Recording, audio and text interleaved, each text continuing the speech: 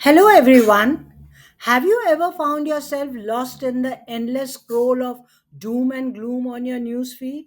You are not alone. It's called doom scrolling, and it's a trap that's easy to fall into, especially in our always connected world.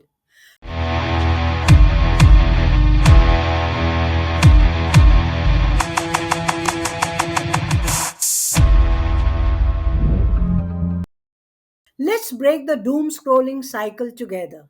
But before we go ahead, don't forget to like, share, and subscribe.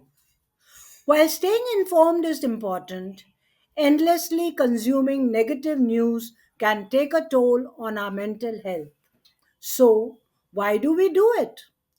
We are naturally drawn to information that we perceive as threatening, thanks to our built in negativity bias.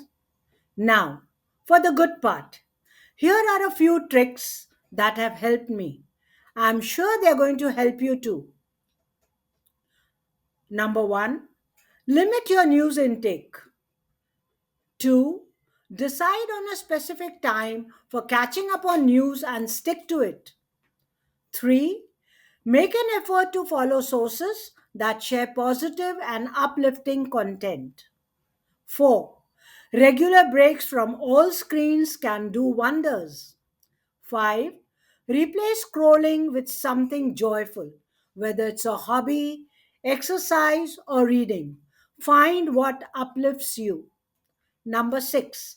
Seek out the good news. Yes, it exists. There are plenty of outlets dedicated to positive news. Remember, it's all about finding that balance. I'm curious, have you experienced doom scrolling? What are your tips for managing it? Let's share and support each other in navigating our digital lives more healthily. Drop your thoughts below.